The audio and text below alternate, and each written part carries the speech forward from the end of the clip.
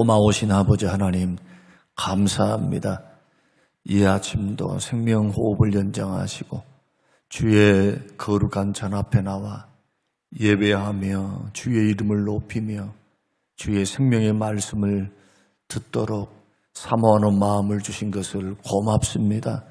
우리 생명의 우리 영원한 삶이 되시며 우리 인도자 되시는 주님과 동행하는 거룩한 하루 되게 하옵소서. 깨닫는 은혜 주시기를 예수님 이름으로 기도합니다. 아멘. 아멘. 사도행전 20장 22절에서 24절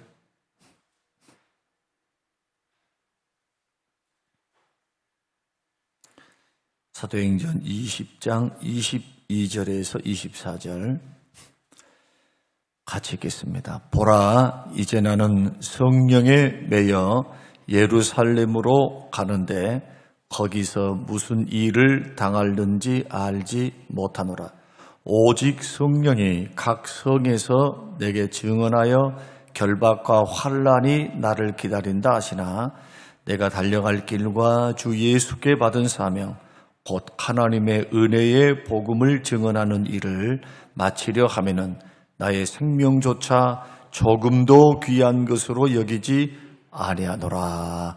아멘. 아멘.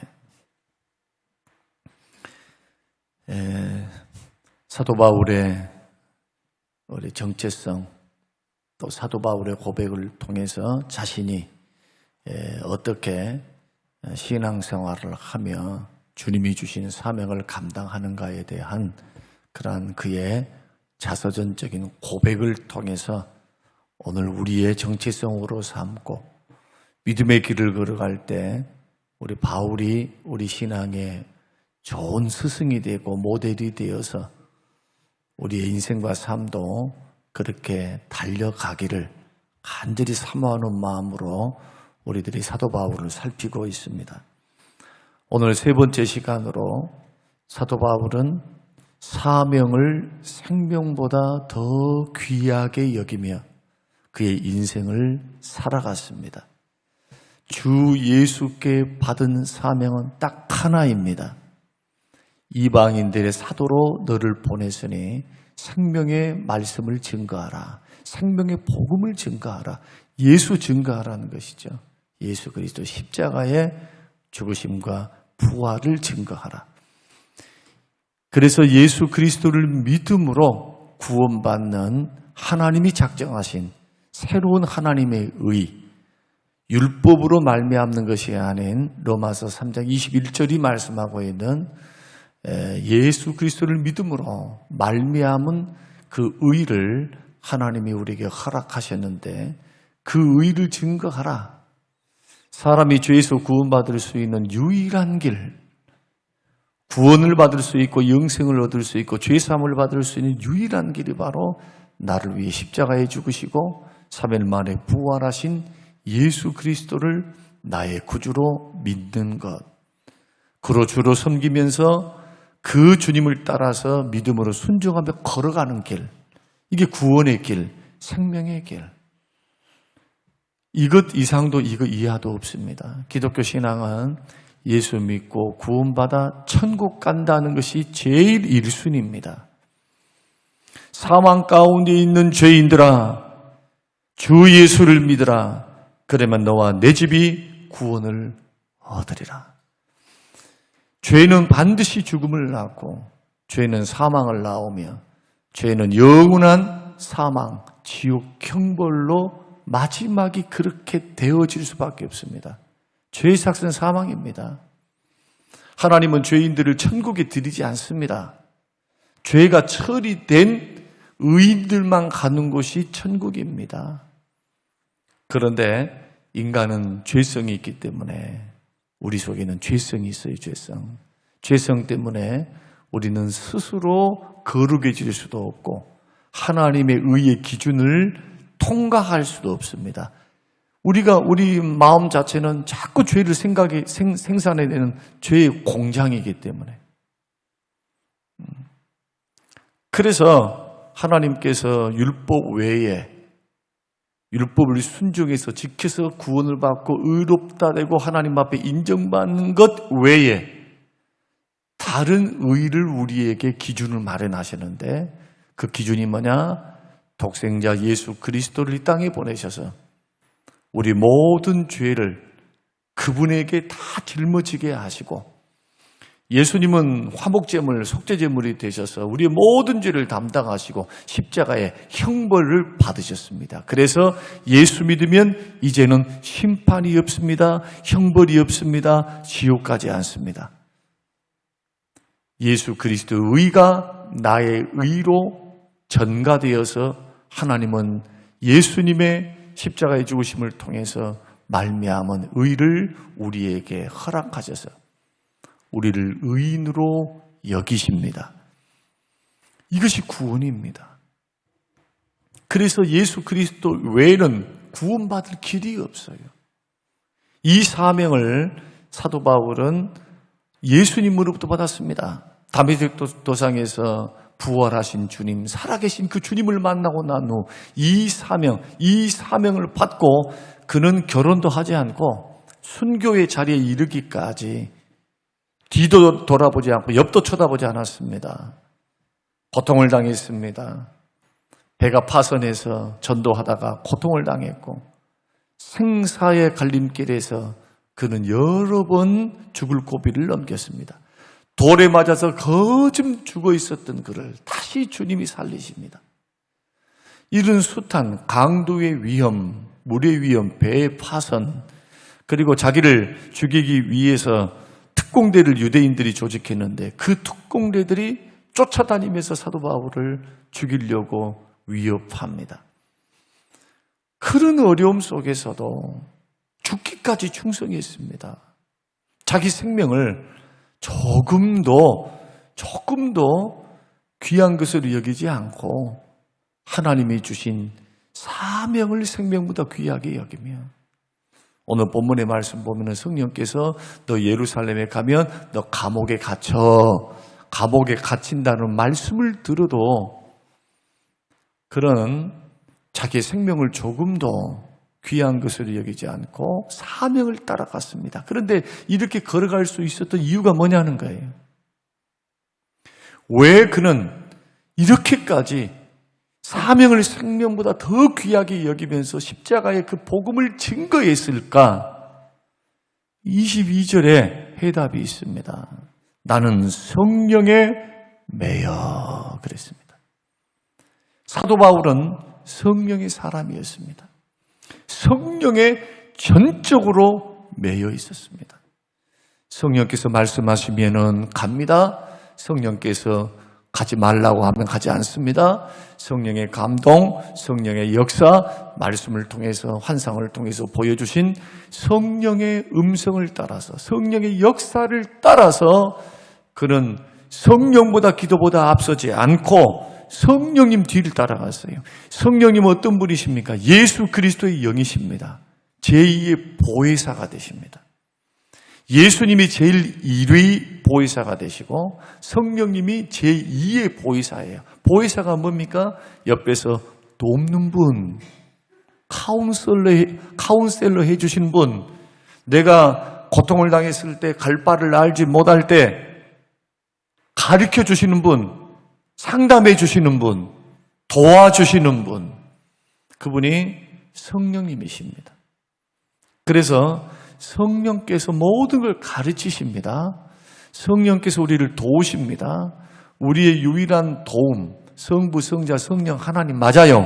그러나 성령의 시대이기 때문에 성령의 역사를 통해서 우리는 이기기도 하고 분별도 하고 깨닫기도 하고 그 성령의 역사를 통해서 하나님은 깊은 뜻을 성령이 통달하셔서 깊은 것을 다 알고 계시기 때문에 우리를 진리 가운데로 하나님의 뜻 가운데로 성령 하나님이 인도해 가신다. 그래서 그는 결코 혼자가 아니었고 보혜사 성령님의 능력, 성령님의 역사, 성령님의 인도하심을 따라서 사명을 생명보다 귀하게 여기지 않고 비록 성령께서 핍박을 당하나 뭐라고 말씀하십니까? 반드시 로마로 가게 된다. 로마로 가게 되는 것도 사도 바울의 소원이었지만 그것이 성령님의 뜻이었습니다. 그래서 가이사라에서 예루살렘에 들어갔더니 결박당해서 가이사라라고 하는 항구에서 2년 동안 감옥에 갇혀 있어요. 그리고는 바울이 황제에게 탄원을 합니다. 판결해 주십시오. 그래서 무죄 석방을 받을 수 있었음에도 불구하고 무죄 석방이 가능했습니다. 왜냐하면 죄가 없으니까. 종교적인 일이잖아요. 그래서 그 재판장이 예루살렘에 있는 총독이 사면해 주려고 했는데 그 사면을 거부하고 뭘 합니까? 가이사에게 호소를 합니다. 판결해 주십시오. 억울합니다. 그 이유가 뭡니까? 로마로 가야 하기 때문에, 로마에 가서 복음을 증거해야 되기 때문에, 그 심장 아닙니까? 심장. 제국의 심장에 복음을 증거하는 것. 땅끝까지 복음을 증거하라라고 하신 예수님의 그 명령을 따라서 그는 복음을 증거하기 위해서 호소한 겁니다. 그래서 호송대에 이끌려서 300명이 넘는 호송대, 한 370여 명 되죠. 호송대에 인도를 받고 배를 타요. 배를 타는데 파선하죠. 풍랑에 배가 파선돼요. 깨져버려요. 그리고 그 바다 속에, 그 파선된 배 속에 7일 동안 하늘이 캄캄한 가운데 고통을 당합니다. 생사의 갈림길에 있는데 하나님께서, 성령께서 음성을 들려주십니다. 너는 로마로 가야 하리라. 로마로 갈 것을 성령님이 가르쳐 주세요. 계시를 주신 거죠. 그 사도 바울은 내가 죽지 않겠구나. 그래서 고통에 떨고 있는 300명이 넘는 로마 군인들과 죄수들과 그리고 자기 자신에게, 사람들에게 자기가 만난 예수님, 자기가 만난 하나님, 계시의 말씀을 그대로 증거합니다. 내가 믿는 하나님께서 반드시 로마로 가게 되고 우리 모두가 살게 된다고 말씀하신다. 다 뭡니까? 성령님의 계시와 인도하심입니다. 그래서 믿음의 길을 걸어갈 때는, 신앙에 걸어갈 때는 그 멋대로 걸어가면 안 됩니다. 교회만 왔다 갔다 해서도 안 돼요. 성령님의 인도를 받으셔야 돼요. 마음의 소원을 두고 일을 하시는 성령님, 성경의 진리를 통해서 깨닫게 하시는 성령님, 그때그때마다 내 마음속에 양심을 통해서 역사하시는 성령님, 말씀을 활용하셔서 주의 길을 인도하시고 주의 뜻을 보여주시는 성령님. 그래서 마음을 살펴야 됩니다. 생각을 살펴야 됩니다. 내 마음에 성령께서 어떤 감동을 주시는가를 자꾸 살펴야 돼요. 이게 성령의 소욕입니다. 우리 마음속에는 두 가지 소욕이 싸웁니다. 하나는 육신의 소욕과 성령의 소욕입니다. 육신의 소욕은 정욕, 욕심. 욕심을 통해서 자꾸 죄짓게 해요. 죄짓게. 하나님의 말씀과 반대로 걸어가게 만듭니다.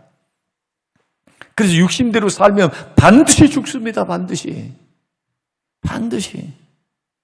육신대로 살면 하나님과 원수가 됩니다. 육신의 생각은.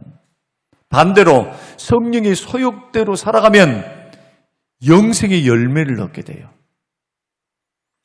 성령의 소욕을 따라가면 죄를 극복하게 됩니다. 죄의 소욕을 이기게 돼요. 성령의 소욕을 따라가면 내 속에 일으키시는 성령의 열망을 따라가면, 감동을 따라서, 성령은 말씀을 통해서 우리에게 열망을 일으키시니까 그 길을 따라가면 하나님의 뜻대로 살아갈 수 있습니다. 그래서 생명, 한 번밖에 없는 생명, 하나밖에 없는 생명이지만 영생이 기다리고 있고 상급이 기다리고 있고 하나님이 살아계시기 때문에 우리는 죽고 끝나는 존재가 아니에요. 영원한 부름의 상, 주님이 주실 영원한 상이 지금 기다리고 있습니다. 그걸 내다보면서 걸어가는 것이 신앙생활이지. 그냥 이 땅에서 조금 잘 먹고 잘 살고, 이 땅에서 조금 자식들이 잘 되고, 뭔가 좀 풀리고, 이것을 그냥 막 추구를 하면서 따라오는 겁니다. 따라오는 거. 이 모든 것을 더해 주세요. 하나님께서. 내가 일할 수 있는 건강부터 시작해서 수고한 노력을 먹고 살 수 있도록 노다공실되지 않도록 일을 많이 하는데 그냥 얻을 것이 없는 것이 아니고 수고의 열매를 먹을 수 있도록 도우신 분도 하나님이시에요. 하나님. 길을 열어주셔야죠. 열심히 일을 했어요. 일을 했는데 남는 게 하나도 없어. 죽으라고 고생만 한 거야. 남는 것이 있기는 있는데 또 질병이 걸려요. 그 밑으로 돌이 다 들어가 버려 황충을 하나님이 금에서 막아주셔야 될 텐데 그 역할을 누가 하십니까? 우리를 도우신 하나님이 하시는 거예요. 하나님이. 그 은혜가 없이는 살 수 없는 존재가 예수 믿는 사람들입니다. 오늘 이 새벽 이 아침 우리가 사도 바울의 정체성, 자신의 고백, 그의 고백을 통해서 그가 걸어갔던 신앙의 발자취는 우리에게 거울이 됩니다. 거울. 이게 다 계시의 말씀으로 기록이 되어 있거든요. 이 말씀은 우리에게 묻습니다. 바울의 행적을 통해서 주님이 물으시는 거예요. 너는 어떻게 살래? 너는 어떻게 인생길을 걸어갈래? 인생과 사역을 어떻게 만들어갈래? 주님 물으신다면 여러분 뭐라고 여러분 대답하기를 원하십니까? 해답을 주신 겁니다. 사도 바울이 우리에겐 선생이요 모델이기 때문에 하나님이 이렇게 역사를 하시는 겁니다. 성령에 매여서 붙잡혀서 살게 되시기를 주의 이름으로 축원드립니다. 성령에 매여서 성령의 증언으로 성령의 역사로 인도함으로 설명 다 드렸습니다. 성령의 인도를 받는 방법에 대해서.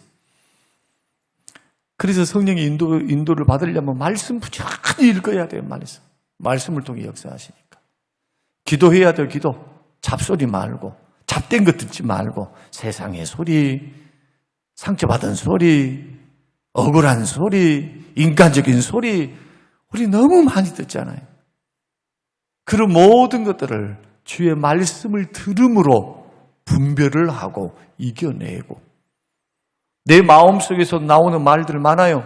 불평의 말, 원망의 말, 짜증의 말, 분노의 말 얼마나 많습니까? 내 속에서. 예수님 말씀대로 하면은 마음에 있는 것이 밖으로 나온다. 마음에 선을 쌓았으면 선이 나올 거고 악을 쌓았으면 악이 나올 거예요. 그러면 쌓았던 악을 해소시키고 우리가 이기고 승리할 수 있는 방법. 살다 보면 죄성이라는 게 발동을 해서 자꾸 죄가 들어오잖아요. 보고 듣고 차라리 안 봐버렸으면 차라리 듣지를 못했으면 죄 짓고 살지 않을 거라 이거예요. 그러니까 보고 듣고 있으니까 살아가니까 죄 짓고 살아요. 다 토해낼 수 있는 방법. 기도입니다. 기도. 하나님 앞에 기도하는 거. 기도가 주수를 외우는 것처럼 중얼중얼 주수를 외우는 게 아니고 내 속에 있는 것. 주님 앞에 필요도 구하지만 회개를 통해서 내 속에 있는 잘못된 생각, 주님이 기뻐하지 않는 것, 성령이 가르쳐 주시면 우리 속에서 이것을 회개하고 다시 한번 결단하고 하나님의 도움과 은혜를 구하는 것. 사도 바울이라 해서 목숨이 아깝지 않았겠습니까? 결혼해서 행복한 가정을 꾸리고 자식들을 낳고 싶지는 않았겠습니까? 그러나 그의 인생은 철저히 사명에 매여 있었습니다. 우리 오늘 하루도 살아갈 때에 우리에게는 사명이 있습니다. 직업이라고 하는 사명, 직업의 소명을 받았어요.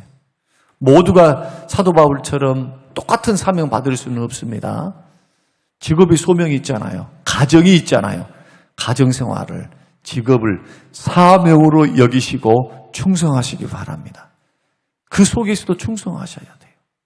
그리고 주께서 맡겨주시는 소명이 있죠. 교회에서 받은 직분, 교회를 통해서 주신 사명지들이 있어요. 여러분의 일들에 대해서 정말로 사명을 생명보다 귀하게 여기면서 우선순위를 분명히 하고 한번 인생길을 걸어가 보십시오. 그렇게 해도 사라져요. 그렇게 해도 한평생 가. 반대로 주색 잡기 하고 그냥 자기만 알고 자기 인생은 자기 거라 생각하고 재물부터 시작해 시간을 다 그렇게 사는 사람은 한평생 가는 거예요. 지나가. 그러나 결과는 정반대예요.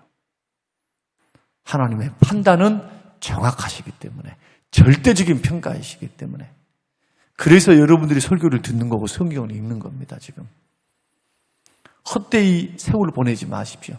에베소서 6장, 지혜로운 사람은 세월을 헛되이 보내지 않습니다. 어리석은 사람은 세월을 헛되이 보내버려요. 기회를 놓친다는 뜻이에요. 기회. 섬길 수 있는 기회, 일할 수 있는 기회, 주님의 영광 돌려드릴 수 있는 기회. 세월을 아끼라, 때가 악하다. 세월이라고 하는 뜻은 시간 아끼라 말 아닙니다. 기회를 아끼라는 거예요. 기회. 그러면 20살 살았던 사람하고 80살 살았던 사람은 어떻게 똑같습니까? 다르지. 그래서 20을 살았든 80을 살았든 90을 살았든 30을 살았든 하나님이 정하신 시간 안에서 하나님이 허락하신 기회, 섬길 수 있는 기회, 주님을 위해서 일할 수 있는 기회, 그 기회를 절대로 잃어버리지 말고 사명으로 인생을 살아가는 것. 저는 예배도 사명으로 알고 예배 드리라고 그렇게 말합니다. 사명을 그냥 봉사만 사명하면 안 돼요. 예배도 사명. 왜? 하나님은 나를 통해 영광 받으시기를 원해요. 그러려고 지어놨어요.